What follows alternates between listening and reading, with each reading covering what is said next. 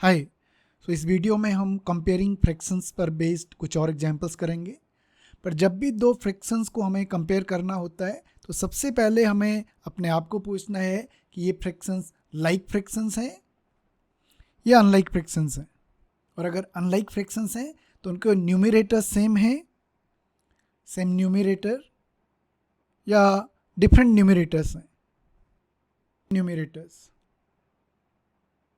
तो example 3, how quickly can you do this.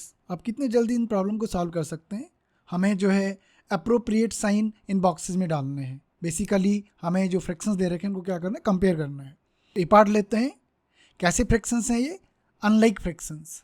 क्यों? क्योंकि इनके जो डिनोमिनेटर्स हैं वो क्या है, डिफरेंट हैं। पर एक चीज़ बढ़िया है, इनके जो न्यूमरेटर्स हैं वो सेम है। तो इसको तो हम बहुत क्विकली कंपेयर कर सकते हैं, क्योंकि जब भी न्यूमरेटर सेम होता है अनलाइक फ्रैक्शंस का, तो वो फ्रैक्शन जिसका डिनोमिनेटर छोटा होता है वैल्यू वाइज, वो फ्रैक्शन दूसरे फ्रैक्शन से क्या होता है, लार्जर होता है, बड़ा होता है। तो यहाँ पर हम ग्रेटर साइन लगाएंगे। So this is 1/2 fraction is greater than 1/5 fraction. तो ये पार्ट तो हमने बहुत क्विकली कर लिया। अब बी पार्ट की तरफ आ रहे हैं। कैसे फ्रैक्शंस हैं ये? Unlike fractions. पर अनलाइक फ्रैक्शंस के साथ साथ इनके जो न्यूमरेटर्स हैं वो क्या है, डिफरेंट न्यूमरेटर्स। तो इनको कंपेयर करने में थोड़ा सोचना पड़ेगा। Unlike fractions with different numerators होते हैं, तो हमारे पास उनको कंपेयर करने के तरीके, पहला तरीका उनको like fraction, equivalent like fractions में कन्वर्ट कर दो, convert to equivalent like fractions.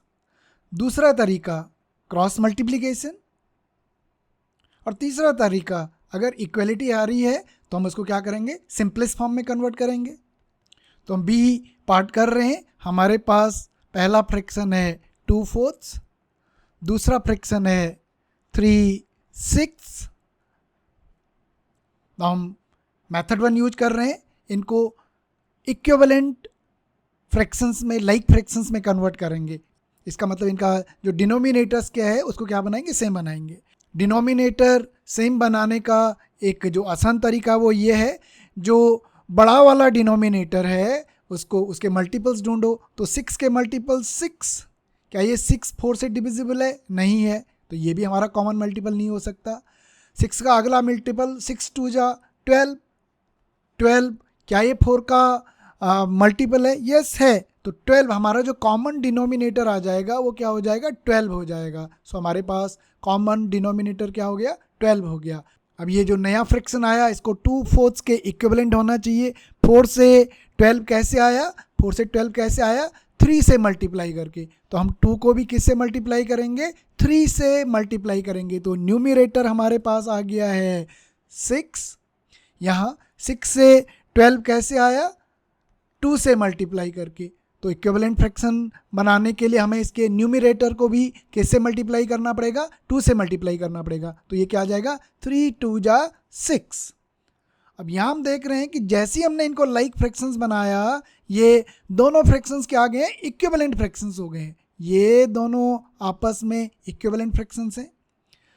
Now 2/4 6/12 का इक्विवेलेंट फ्रैक्शन है, 3/6 6/12 का इक्विवेलेंट फ्रैक्शंस हैं। इसका मतलब जो ओरिजिनल फ्रैक्शंस हमें दिए थे वो भी आपस में कैसे फ्रैक्शंस होंगे, इक्विवेलेंट फ्रैक्शंस होंगे। तो यहाँ पे हम कौन सा साइन लगाएंगे, इक्वलिटी का साइन लगाएंगे। ये तो हमने इस प्रॉब्लम को सॉल्व किया मेथड 1 यूज करके। नाउ बी पार्ट को हम क्रॉस मल्टीप्लिकेशन से सॉल्व कर रहे हैं। तो ये हमारे पास है फ्रैक्शन 2/4, दूसरा फ्रैक्शन है 3/6। हमने क्रॉस मल्टीप्लाई किया, 2 मल्टीप्लाइड बाई 6 और उसको यहाँ टॉप पे लिख लिया, न्यूमरेटर के टॉप पे। हमने 4 और 3 को मल्टीप्लाई किया और इस सेकेंड फ्रैक्शन के न्यूमरेटर के टॉप पे लिख लिया 12। क्योंकि जो क्रॉस मल्टीप्लाइड वैल्यू है ये इक्वल आई है, इसका मतलब ये दोनों फ्रैक्शंस आपस में क्या है, इक्विवेलेंट फ्रैक्शंस हैं। इसलिए इस मेथड से भी हमारे पास क्या आ गई, इक्वलिटी आ गई है। और इस केस में हम सिंपलेस्ट फॉर्म में कन्वर्ट करके भी ये शो कर सकते हैं कि ये दोनों इक्विवेलेंट फ्रैक्शन है। कन्वर्ट करते हैं, 2 1 जा 2, 2 2 जा 4 और ये 1/2 जो फ्रैक्शन आ रहा है ये जो है सिंपलेस्ट फॉर्म है, क्योंकि 1 और 2 में जो एकमात्र कॉमन फैक्टर है वो क्या है, 1 है। तो 2/4 की सिंपलेस्ट फॉर्म आ गई 1/2।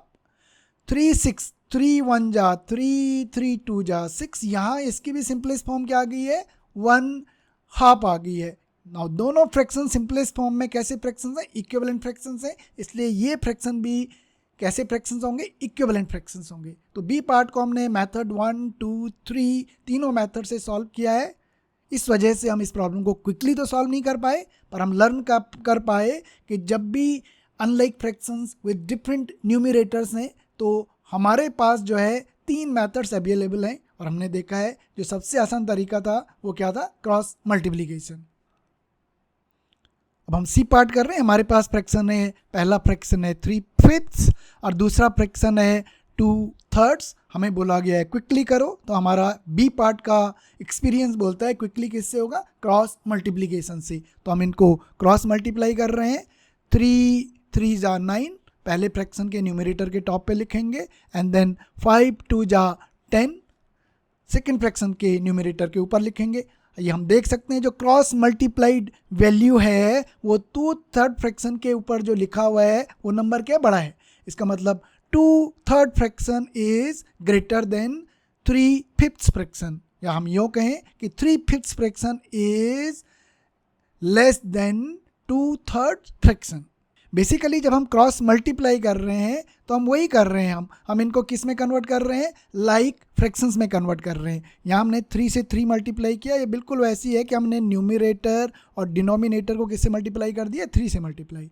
और जब हम यहाँ 5 से क्रॉस मल्टीप्लाई कर रहे हैं ये बिल्कुल वैसी है कि हमने 5 से न्यूमरेटर और डिनोमिनेटर को क्या कर दिया, मल्टीप्लाई कर दिया। आप देख सकते हैं जो हमारा कॉमन डिनोमिनेटर है वो क्या आ गया है, 15 आ गया है। पर क्योंकि हमें सिर्फ कंपेयर करना है इसलिए इस डिनोमिनेटर को लिखने की ज़रूरत नहीं है। सो क्रॉस मल्टीप्लाई में बेसिकली हम मेथड वही यूज कर रहे हैं, लाइक फ्रैक्शंस में कन्वर्ट कर रहे हैं, पर यहाँ हमें जो है डिनोमिनेटर को लिखने की ज़रूरत नहीं पड़ती है। इसके इसका एडवांटेज ये है हम मल्टीपल सर्च नहीं करते हैं, सिंपली हम जो डिनोमिनेटर है दोनों को मल्टीप्लाई करके वो हमारा कॉमन मल्टीपल हो जाता है। Example 4, find answers to the following, write and indicate how you solve them. So हमारे पास 2 पार्ट्स दे रखे हैं, हमें ये पता करना है कि ये दोनों फ्रैक्शन इक्वल है कि नहीं है, इक्वल का मतलब इक्विवेलेंट है कि नहीं है, ओके। और हमें रीजन देना है कि हमने कैसे इसको शो किया, ओके। सो सपोज हम ए पार्ट लेते हैं, 5 एक फ्रैक्शन है 5/9 और दूसरा फ्रैक्शन है 4/5। कैसे फ्रैक्शंस हैं, अनलाइक फ्रैक्शंस, पर इनके जो न्यूमरेटर्स हैं वो भी क्या है, डिफरेंट हैं। इसलिए हम पिछले एग्जाम्पल में हमारे पास 3 मेथड्स अवेलेबल है। हमें ध्यान रखना है कि हमें क्या चेक करना है कि ये आपस में इक्विवेलेंट हैं या नहीं है। नाउ तीनों में से हम कोई भी मेथड यूज कर सकते हैं इक्विवेलेंट में। नाउ हम सिंपलेस्ट फॉर्म देख रहे हैं, सिंपलेस्ट फॉर्म वाला मेथड लगा रहे हैं। 5 और 9 में एक भी कॉमन फैक्टर नहीं है 1 के अलावा, इसका मतलब ये 5/9 की कैसी फॉर्म है, सिंपलेस्ट फॉर्म। और जो दूसरा फ्रैक्शन 4/5 है इसमें भी जो न्यूमरेटर और डिनोमिनेटर है ये सिंपलेस्ट फॉर्म में, क्योंकि इन दोनों का सिर्फ और सिर्फ एक ही कॉमन फैक्टर है और वो क्या है, 1 है। इसके अलावा एक भी कॉमन फैक्टर नहीं है। सो ये दोनों के दोनों फ्रैक्शंस कौन सी फॉर्म में है, सिंपलेस्ट फॉर्म में है। और अगर दो फ्रैक्शंस इक्विवेलेंट फ्रैक्शन है तो उनको सिंपलेस्ट फॉर्म में उनका जो है सेम फॉर्म उनकी सिंपलेस्ट फॉर्म सेम होनी चाहिए। क्योंकि ये सिंपलेस्ट फॉर्म सेम नहीं है इसका मतलब ये इक्विवेलेंट फ्रैक्शंस नहीं है।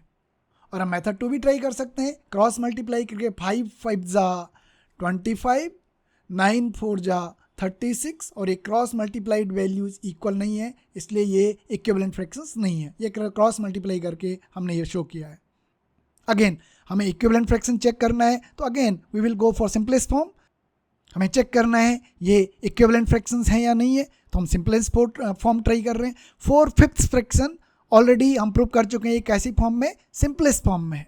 नाउ 16/28 को हमें सिंपलेस्ट फॉर्म में कन्वर्ट करना है। तो हम देख सकते हैं न्यूमरेटर डिनोमिनेटर में जो हाईएस्ट कॉमन फैक्टर है 4 है। सो ये हमारे पास 4 4 जा 16, 4 5 जा 20। सो हमारे पास जो 16/28 की सिंपलेस्ट फॉर्म आई है वो कौन सी फॉर्म आई है, 4/5। और ये तो हमारा 4/5 फ्रैक्शन है। इसका मतलब ये दोनों फ्रैक्शंस आपस में क्या है, इक्वल हैं।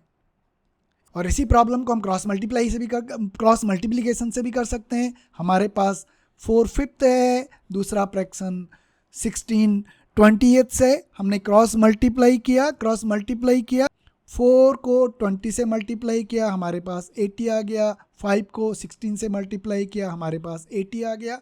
सो ये कॉस्ट प्रोडक्ट्स जो हैं वो क्या है, सेम आए हैं। इसका मतलब ये दोनों फ्रैक्शन आपस में क्या है, इक्वल है। अगर इस वीडियो का कंटेंट आपको समझ में आया तो ये आपके लिए प्रैक्टिस प्रॉब्लम्स हैं। आप इस वीडियो को पॉज कीजिए, इन प्रॉब्लम्स को सॉल्व कीजिए और अपने आंसर्स को इस वीडियो के कमेंट सेक्शन में पोस्ट कीजिए। Thank you.